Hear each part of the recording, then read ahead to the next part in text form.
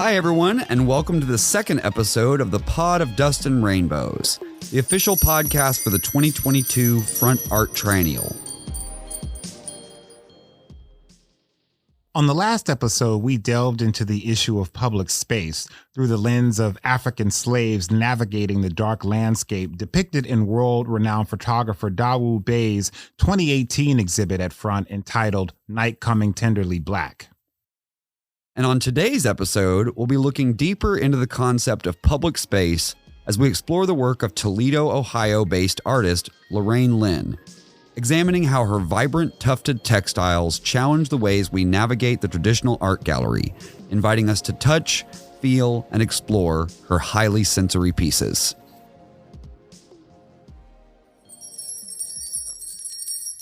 Part 1. Liquids and Solids. When I was a teenager, I got into the longest, most ridiculous argument with my girlfriend's dad, who was an engineer. Keep in mind when I tell you this that the internet was around, but certainly could not be relied upon for solid information. For some reason, he had brought up to me that glass is a slow-moving liquid. I absolutely did not believe this and argued for days with him. I kept telling him that it was a solid, but he pointed out the bubbles and waves in old glass. I still was not convinced that glass was a liquid. How could it be when it also held partial shape for so many years? Why was extremely old glass not entirely on the floor in old cathedrals if it was a liquid? But the truth of the matter is that glass is neither fully a solid nor a liquid. Rather, it is an amorphous solid, something between solid and liquid, a solid that never crystallizes fully and morphs extremely slowly over time.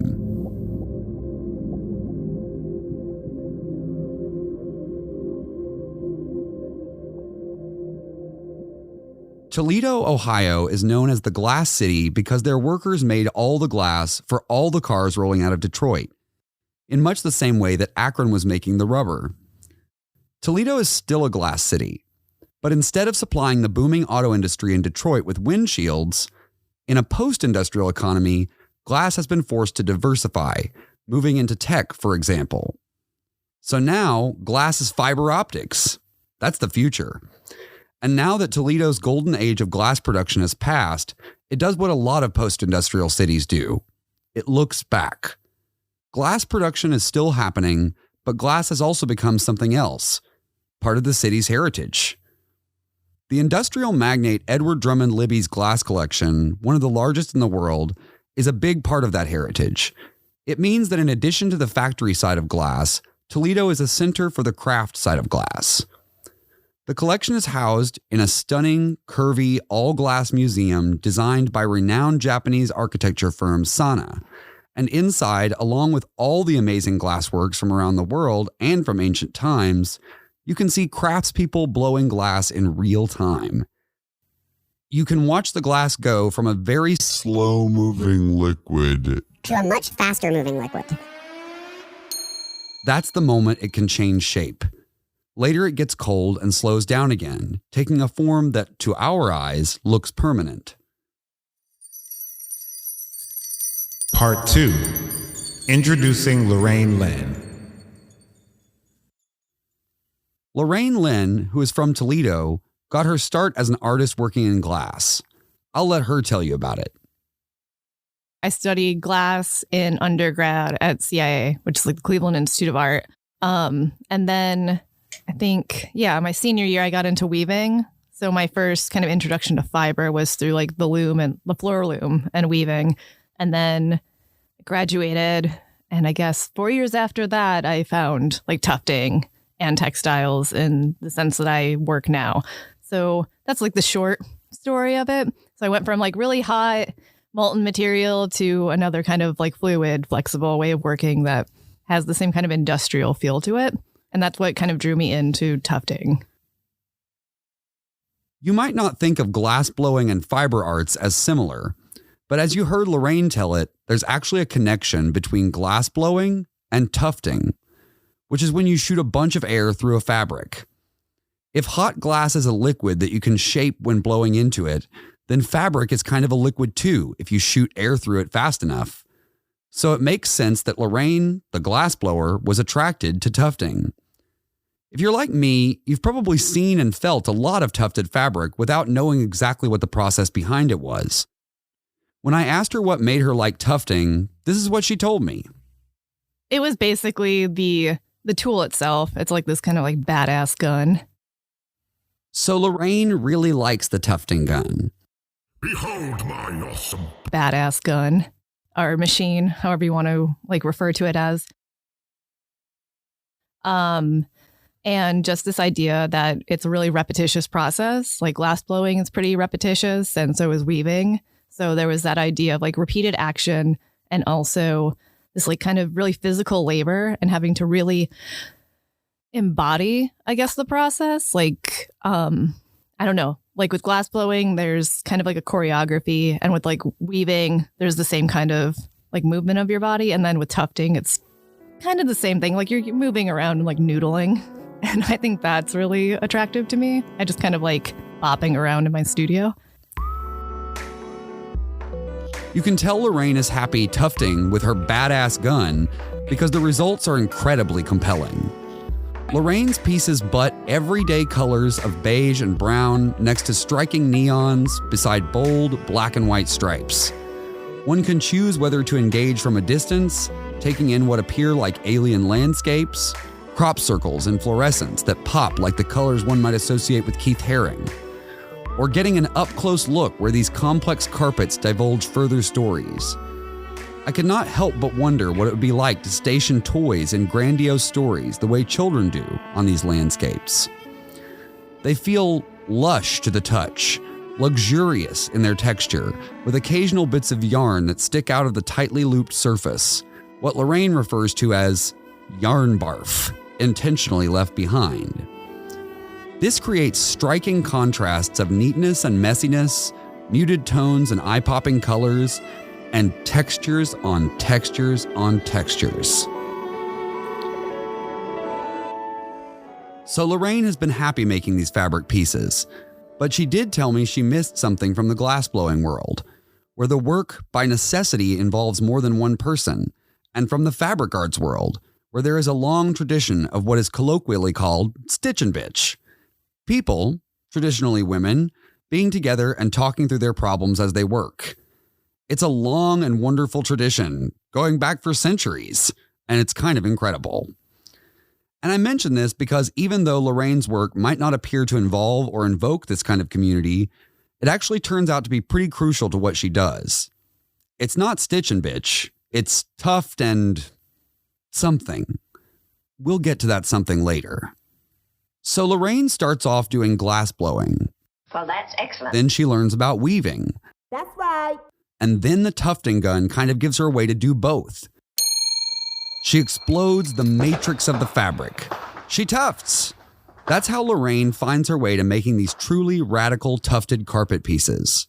But how does front find its way to Loraine? Part 3. How the Front Triennial finds its way to Loraine. One of the things people say when they hear about a big art show like a triennial is something like, "My nephew's really good at art. How does he get into the show?" We're going to talk about that for a minute. There's a process there, and it's not like your nephew just drops his art off at the exhibition like he might for a show at his school or something. So let's talk about that process and how Loraine got involved with it.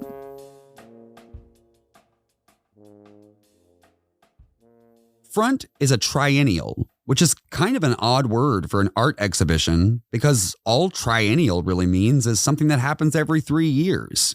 You could do a triennial cleaning of your attic if you wanted to. But knowing that this huge exhibition happens every 3 years is actually useful because it gives you an idea of the amount of preparation and planning that goes into it. The people that do the preparation and planning in the art world are the curators. Kenyon talked earlier about curators in his story about Dawood Bey. Michelle Grabner being the curator for the Whitney Biennial in 2014 in New York, and then for the Front Triennial in 2018 here in Cleveland.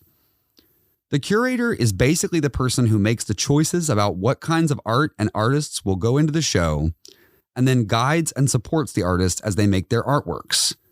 It's not a perfect comparison, but you can think of a curator as being somewhat similar to what a director is for movies, a producer is for music, an editor is for a magazine, or a coach is for a sports team. They're basically the behind-the-scenes people who think about the big picture. For something as big as Front, this year's Triennial will have over 20 venues and over 70 different artists. There is a team of curators, and it's a multi-year process that involves settling on a theme, finding the artists, selecting work that already exists, and maybe the most exciting part, commissioning new work for Front. For Front 2022, Prem Krishnamurthy is the artistic director, basically the chief curator, and he is working with many other curators, including Annie Wishmeyer, who is based here in Kent and who I talked to about Front's work with local and regional artists like Lorraine. She described for me the open call for local artists that Front set up, the studio visits that she did, and the database that she put together after those studio visits. There was just a all access. Anyone that wants to do a studio visit with somebody from the Front team could respond to this. So when I came on, there were, I think, 125 responses. And I did studio visits with each and every one of them. And once I got through that initial list, we did realize that there was maybe only a certain demographic that we had reached. That there were other voices out there that weren't represented in this open call. So then it became just about doing research and legwork and reaching out to anybody that I could find that I thought, might have access to a community that I didn't feel like I was seeing represented. And I got some amazing responses, and everybody was so generous with names and contacts and information. And so it's so slowly been building into this database, and hopefully this will be a thing that will be accessible to all future iterations of the Triennial. This isn't something that we're just doing for this one, because we don't want this to be the only Triennial that's really focused on making sure that there's a large, local, diverse representation. But going forward, this will then be a jumping off point for all future curators for the Triennial. As a drag queen and event planner, I know that one of the hardest things in putting together a cultural event is finding the people who do whatever it is that you're looking for. Each group ends up being pretty siloed off from each other, and word of mouth is all you can fall back on. But oftentimes, it's just not enough, especially if you want to find someone from outside of your social group. For a category as complex as, quote, artists working in Northeast Ohio, you do really need a database. Anyone from outside that scene, or even within that scene, isn't going to have all those names and contexts. So this list is a great resource, and I'm glad that Annie put in that legwork of visiting everyone, not least because she found Lorraine. Lorraine was one of the artists that responded to the open call. And so we did a visit. I did a little bit of research on all the artists before visits, just so I sort of knew what kind of questions to ask and sort of prepare myself. And I had some idea of what she was doing, but once we got on the call and we were in her studio, and I could just sort of see the scale of these things and just sort of how sort of amazingly wonderful and fun they were, I was immediately enamored with them. So that's how Lorraine got her break. Lorraine had been showing her work at Riverhouse Arts to an enthusiastic but limited local audience. Being in the Front preview show in Cleveland is a big step, and an even bigger step will happen this summer. For the first time, Lorraine's work will have a national and even international audience as thousands of people come to see the Triennial. And even if people don't see Lorraine's work in person, the reviews in publications like Art in America or the New York Times mean that artwork shown in Cleveland will find their way to thousands more people who read about them in newspapers and magazines. It's a really big deal. When we pick up Lorraine's story next, we're going to talk about what happened at the first part of this big break for her, the show at Transformer Station at the end of 2021.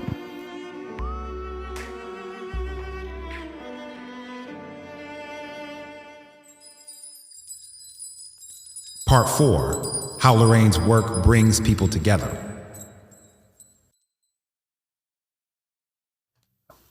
I first encountered Lorraine's work online as images on her website, and they immediately called out to me with colors that reminded me of my 1990s Nickelodeon-infused childhood. As a fan of everything fluorescent and neon, I was drawn to the high contrasts of black, white, beiges, and browns, next to lime greens, electric blues, and eye-popping pinks and oranges. But I had no idea of the true scale and impact of the pieces until I saw them in person at the front preview exhibit at the Transformer station. Placed together on the walls, these pieces took over the space like eye-catching amoeba in a human-sized petri dish.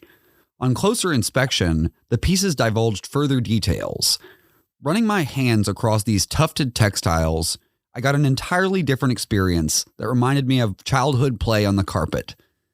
Tight loops like you'd find in a traditional rug were disrupted and interrupted by long strands of loose-hanging yarn that protrude from the surface, challenging the desire for everything to be tied up neatly and tidily and fully contained in the gallery space. I went back to Transformer Station a couple times, and one time I took my good friend and old advisor, Daniel Goldmark, who's a professor of music at Case Western Reserve University, to see what he thought of Lorraine's work.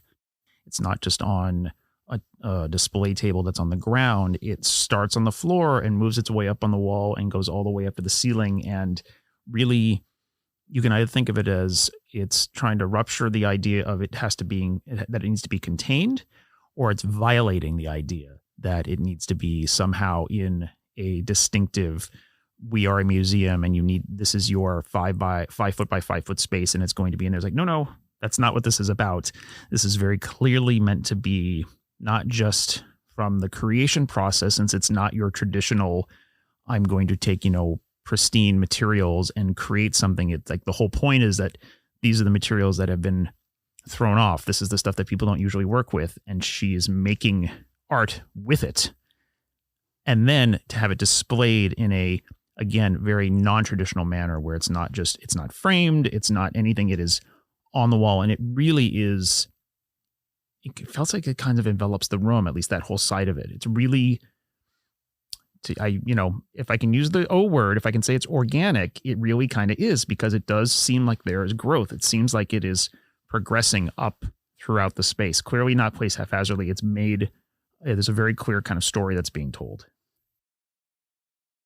They are beautiful pieces, but what makes them powerful for me is this idea of misperformance. I think that's one of the stories that's being told. When I say misperformance, I don't just mean accidents, but intentionally left in mistakes that mess with our sense of what a work of art should be and challenge the ideas of masculine mastery and finality. What is masculine mastery, you ask? Well, it's a lot to get into right here, but I'd say basically that it's the idea that art is only valid from those who have mastered the techniques of the art form handed down from a largely white and male lineage and history that was written by largely white male historians. And then the opposite of that, or something like the opposite, is what you get with Lorraine's work. These tufted misperformances yield textures felt nowhere else, of tiny, tight loops with strands of yarn hanging out that one sometimes wants to just yank at like a cat. I love them. Loraine and I talked a bunch about misperformance. Like the anti-craft, and I think we talked about this before, is like it can be kind of like antagonistic, which I'm going to say I kind of like. Not to be like, such like a provocative force or something, but sometimes like through agitation, you can get people to engage. Yes, engage, because the misperformance goes deep. It knows the history of craft, but it doesn't just go along with that history. Here's Loraine again. Misperformance herself. Knowing the history behind a skill like glass blowing or fiber, and, what does it mean to deliberately misperform that or like take it off, I don't know, the path that we recognize it to be on. And that was a really funky way of putting that. But it's like so often we stick to something that's familiar and perform in a way that we're expected to, not only in art, but I don't know, in life too. I know we talked about like right now I'm probably performing differently than when we were talking in my studio. And then, if I were teaching, I'd be different and blah, blah, blah. But the idea of misperformance is basically refusal. So this idea of, studying one thing, but kind of approaching it in an unexpected way, I guess, is interesting to me. And that's maybe where I'm going at with Misperformance. Even when she was talking about this, she pulled back a few times, which is understandable for an emerging artist or for any artist. Sometimes when you see the big idea, you get scared and you pull back. Well, and I think I really hear you pulling back from critiquing mastery.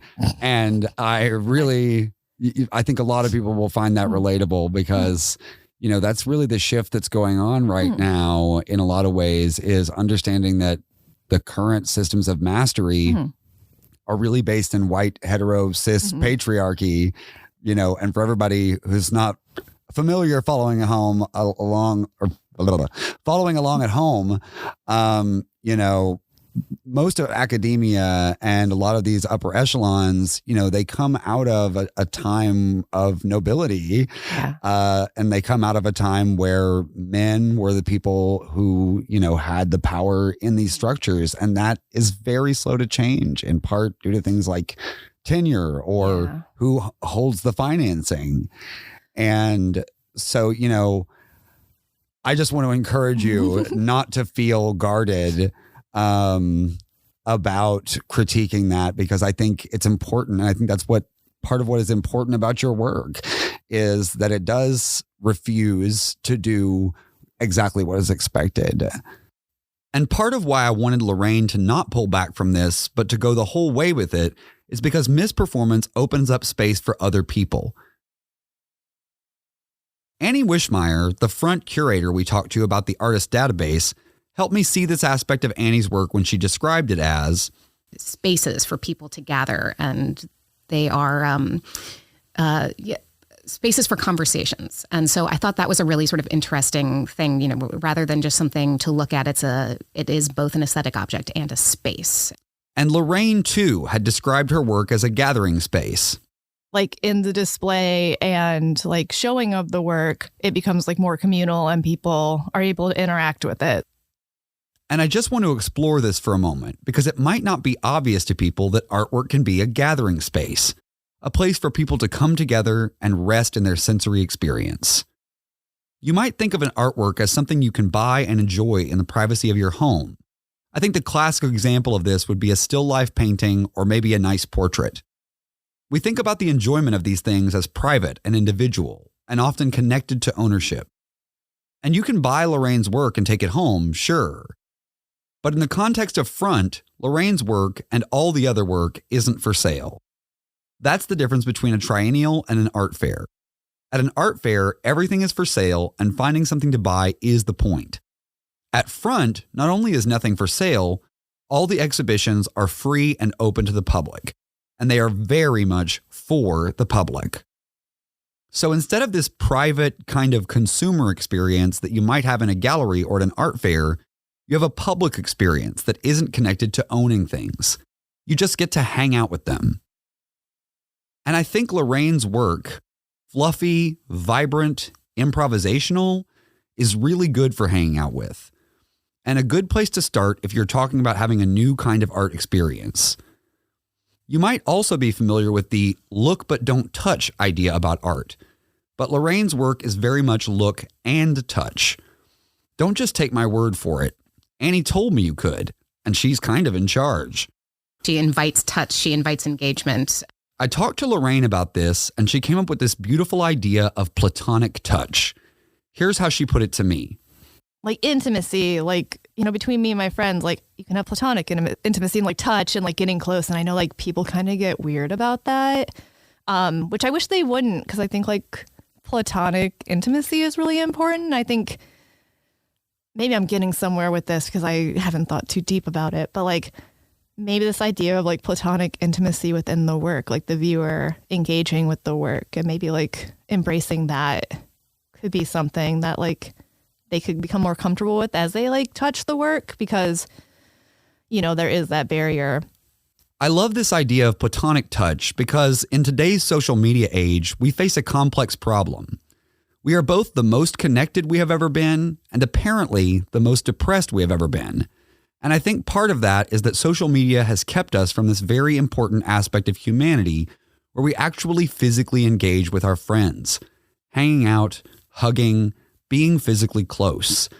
We need that touch to ground us and connect us with those around us now more than ever, and it too often gets left out in our current, ever-expanding metaverse.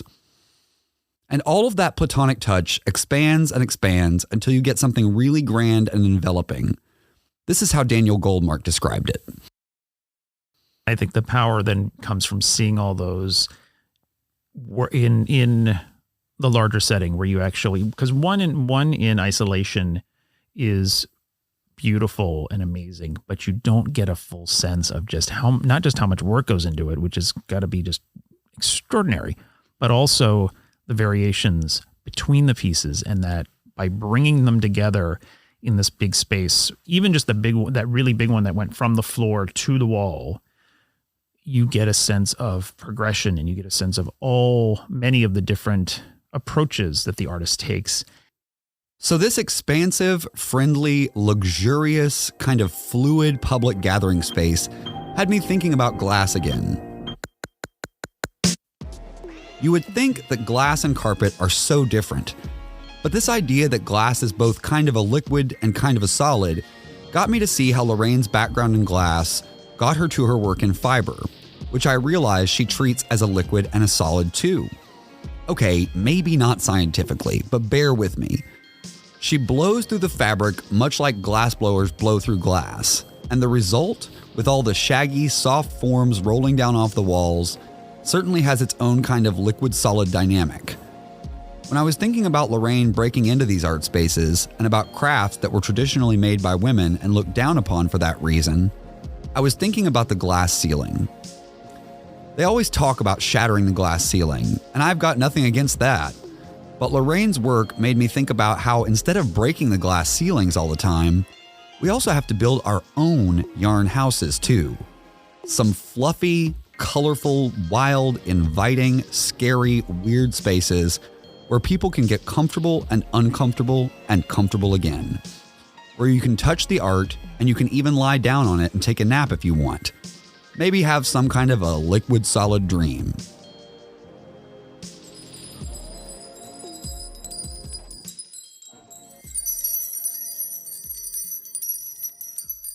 Part 5. Conversation leads to collaboration for Lady J and Loraine. As I got to know Loraine and her work, we also found that there was something simpatico between her tufted textiles and my drag. The neon colors, the unusual rounded shapes, the challenging of the standards of beauty set by the art world and the fashion industry respectively. We gelled really well, and I'm so excited to announce that we will be doing a collaboration for Front later this year. So stay tuned for more info on that in the coming months.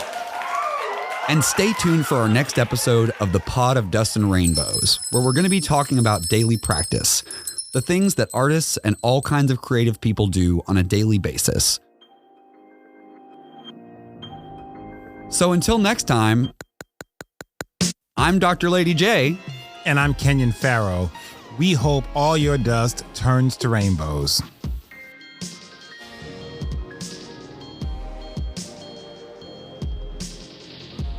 The Pod of Dust and Rainbows has been made to accompany the 2022 edition of Front International, the Cleveland Triennial for Contemporary Art.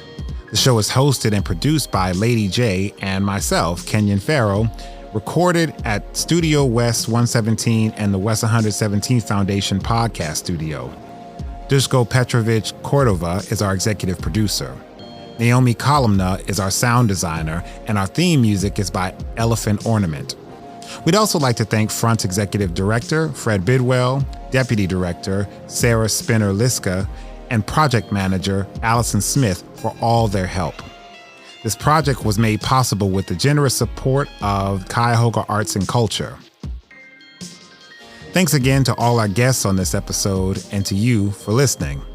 This episode can be found on the Front website at www.frontart.org/event/podcast-2.